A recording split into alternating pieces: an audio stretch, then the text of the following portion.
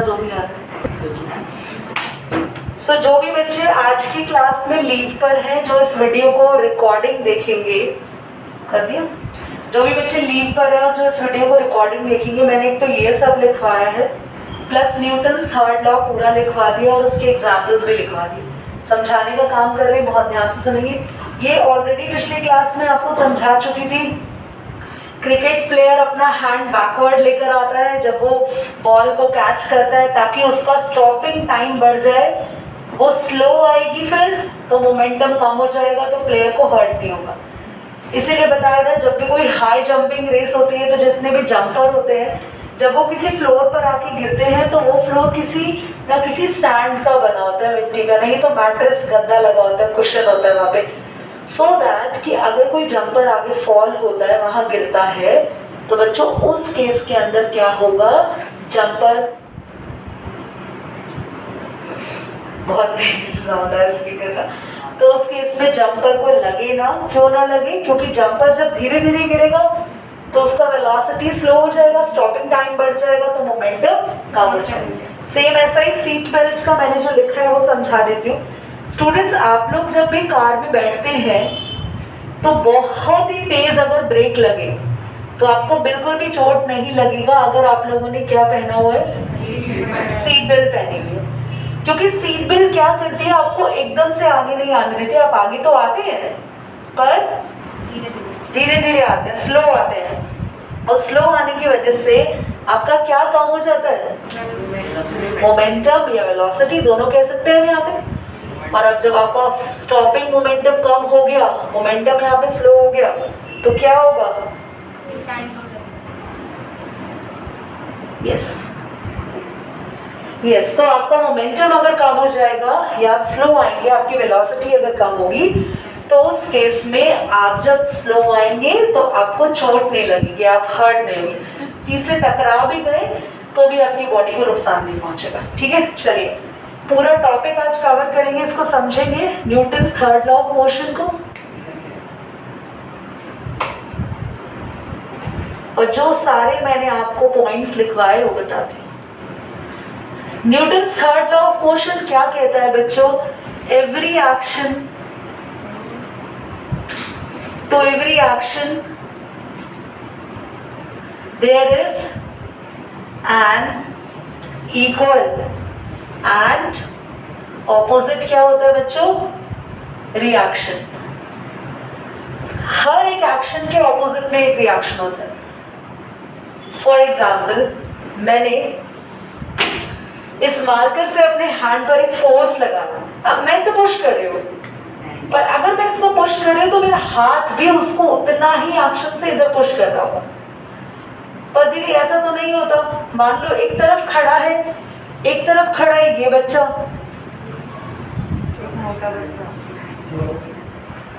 दीदी एक जगह युवराज, ठीक है, खतरनाक सा बच्चा है, एक तरफ खड़ा है आदर्श, बेटा कोई बोलेगा नहीं, अब एक तरफ ये बच्चा खड़ा है, थोड़ा हंसता है। अब ये खतरनाक बच्चा इस बच्चे को पुश कर रहा है, तो अगर इसको पुश करेगा तो सामने से स्मिथ भी फोर्स लगाएगा, नो डाउट, सॉरी सामने से ये बच्चा भी फोर्स लगाएगा, उसका नाम लेता था। सो अगर ये इधर देखो प्लीज, अब मुझे प्लीज ये बताएंगे, this boy will gonna push this boy, yes, क्योंकि मास में ज्यादा हैवी है तो ये बॉय बिल्कुल गिर जाएगा। तो बच्चों ऐसा ही है। अब देखो लिसन, ये अगर अलमीरा या फिर ये बोर्ड, ये दीवार, मान लो ये सब लकड़ी की बनाई होती है, ऐसी किसी चीज की थर्माकोल की बनी होती, तो मैं अगर इसको तेजी से प्रेस करती तो ये टूट जाता, सब ब्रेक हो जाता। क्यों? क्योंकि तब मेरा मास हैवी है, पर अभी क्यों नहीं हो रहा? हाँ, तो फोर्स दोनों जगह से लगता है, पर जहाँ मास ज्यादा होता है वहां पर क्या होता है बच्चों, वो चीज मूव कर जाती है दूसरे डायरेक्शन में। नाउ अगर दीदी मुझे बच्चा है, आपने 100 kg अपने पैर में बांध लिए, नहीं, वो एक्चुअली नहीं है, उसके टोटली मास, उसकी बोन मास, उसके मसल मास, सब कुछ उस पर डिपेंड करेगा। नाउ इधर देखेंगे सभी स्टूडेंट, बहुत सारे एग्जांपल्स लिखा है, मैंने बताया हाउ डू वी वॉक, आज हम सीखेंगे हम चलते कैसे। तो जब हम चलते हैं तो देखिए प्लीज सभी, जब एक जब एक पर्सन चलने के लिए ट्राई करता है तो क्या होता क्या है, वो अपने आगे वाले पैर से, आप नोटिस करना, हमेशा जब आप पैर आगे बढ़ाते हैं आप क्या करेंगे, कोई भी बच्चा खड़े हो जाओ, कोई एक बच्चा खड़े हो जाओ, हाँ इधर आ जाओ आप यहाँ पे, हाँ इधर। तो अब क्या करना है, प्लीज सबका ध्यान यहाँ पे, you have to be very serious. आपको एक पैर आगे करना है और आपको इस पैर को ऐसे पीछे नहीं करना बल्कि आगे धक्का देना है आपको, बॉल को, मतलब जो भी फ्लोर है इसको आगे पुश करना है। और अब चलो आगे पुश करके, आगे नहीं कर रहे आपने, पीछे करा तभी पैर आगे आगे, आगे करोगे तो गिर जाओगे आप। बैठो बैठो बैठो पहले बैठो, नहीं कर पा रहे ना, आप अपने पैर को रख के जो भी उनका पैर है उससे कहाँ पुश करते हो फ्लोर को, पीछे फॉरवर्ड। देखो आप अपने पैर से ना हमेशा अपने पंजे से, इन उंगलियों से दबाते हो, एडी से नहीं दबाते, मैंने बोला इससे प्रेस करो और चलो, पीछे प्रेस नहीं करना, आगे करना है, आप नहीं चल पाओगे। यस और नो? क्यों गिर जाओगे? क्योंकि ये पैर भी आगे आना चाहता है पीछे वाला, और आगे वाले पैर को भी आप आगे धक्का दे रहे हो, तो पीछे वाला कहेगा चल मैं भी आगे आऊंगा, तो गिर जाओगे। नहीं, ऐसा नहीं होता। लिसन, तो आप अपने फ्रंट लेग से कैसा पुश करते हो, बैकवर्ड। किसको पुश करते हो, फ्लोर को।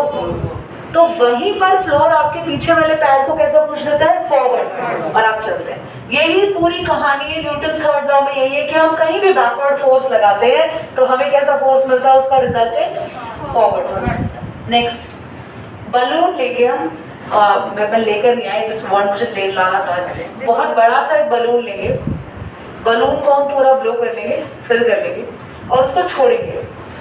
अब बलून के पीछे से एयर निकलेगी तो बलून पीछे जाएगा, कहाँ है मेरी एयर, कहाँ है, बलून आगे जाएगा। यही चीज जेट के साथ हुई, यही चीज जेट के साथ हुई। जो फ्लाइंग जेट था या फिर हम कह सकते हैं जो रॉकेट था, उसके पीछे से गैस निकल रही है बहुत तेजी से। तो वो बहुत तेजी से गैस अगर निकलती है तो वो गैस बैकवर्ड जा रही है, बैकवर्ड पुश हो रहा है, तो वो बैकवर्ड हो रहा है तो रॉकेट कहाँ जा रहा है, वो बलून के बेस पे बना है सारा। समझ में आया? तो अगर कोई बोले तो बलून कैसे न्यूटन्स के थर्ड लॉ पे बेस्ड है, या फिर एरोप्लेन या फिर रॉकेट, ये सारी चीजें बलून की तरह थर्ड लॉ पे बेस्ड कैसे है, क्योंकि जो भी गैसेस, जो भी फ्यूल बर्न होके बाहर निकलता है वो बैकवर्ड फोर्स लगाता है, तो रॉकेट या फिर फ्लाइंग जेट जो भी है वो चीजें फॉरवर्ड जाती है। ऐसे ही नेक्स्ट था तुम्हारे पास horse and cart, gun. Yes, gun. अब देखो गन है हाथ में, पर ऐसे करते हैं, ऐसे करते हैं, जब भी हम करते हैं ऐसे, एक्टिंग भी ऐसी होती है, एक्टिंग भी ऐसी होती है, गन पकड़ी हुई है, हम मारते हैं ऐसे करते हैं, और नहीं तो बच्चे भी देखा ऐसे करते हैं, ऐसे ऐसे, वो हमारे हैंड, हमारा शोल्डर बैकवर्ड जाता है, पीछे ऐसे, यस पीछे जाता है। Very good. नाउ लिसन, ये क्यों होता है? जितनी हैवी गन होगी उतना पीछे जाएगा तुम्हारा हाथ। बेटा मुझे पता है आप सब बहुत ही बड़े गन मैन हो, पर मैं नहीं हूँ। अब पढ़ लीजिए, सुन लीजिए, क्योंकि गन से, गन को जैसे आप फायर करते हो, गन से निकलती है बेटा बुलेट, गोली। बुलेट बहुत हल्की है गन के कंपेयर, और बुलेट बहुत तेजी से निकली बाहर, तो बुलेट गई फॉरवर्ड, गन को कैसा फोर्स मिलेगा, तो गन पीछे आई। पर गन इतनी पीछे नहीं आई कि बुलेट की जगह गन भी पीछे उतनी तेजी से जा रही है। हम कहेंगे हो क्या हो गया, बुलेट में चलेगी, गन में चलेगी, नहीं, गन पीछे इतना नहीं जाती। व्हाई? क्योंकि गन हैवी है, तो वो बिल्कुल हल्का सा मूव करती है, और बुलेट बहुत हल्की थी तो फोर्स लगाते ही बुलेट भाग गई, क्योंकि जैसे यहाँ से फोर्स लगा, हमने पुश किया, ट्रिगर किया, बुलेट भागी तेजी से। बुलेट कैसे भागी है, किस डायरेक्शन में, फॉरवर्ड फोर्स लेके भागी है, तो फिर कैसा फोर्स लगा रही है गन पे,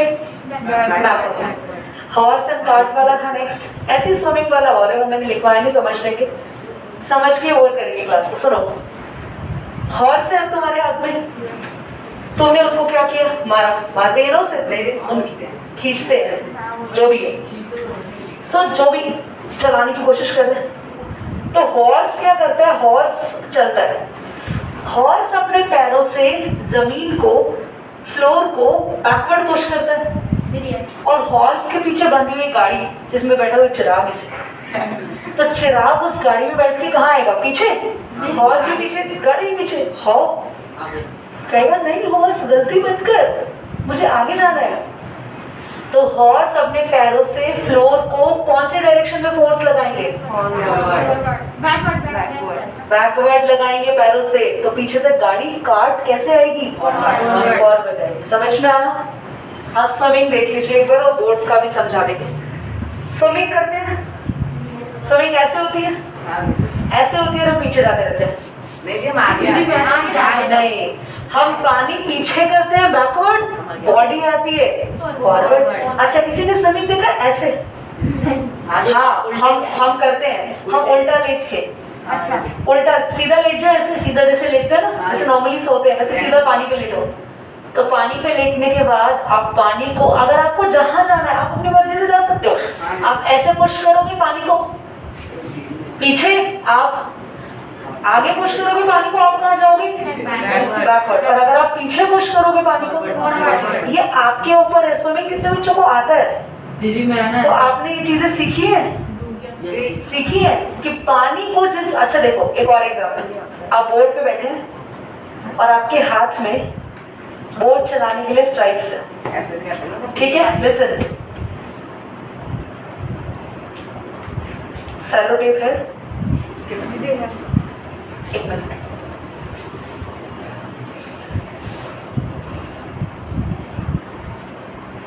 तो बोट है, हम हाथ में लेते हैं स्ट्राइप, हम इस तरीके से चलाते हैं, बैकवर्ड पानी भेज रहे हैं, बोट फॉरवर्ड अपनी।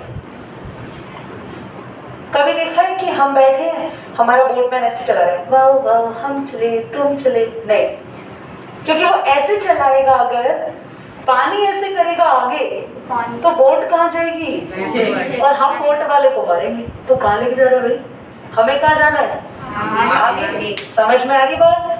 तो फिर कैसे चलाता है वो कहता है अच्छा ठीक है ऐसे चलाना, पानी को पीछे फेंकेगा, वाटर बैकवर्ड, बोट फॉरवर्ड।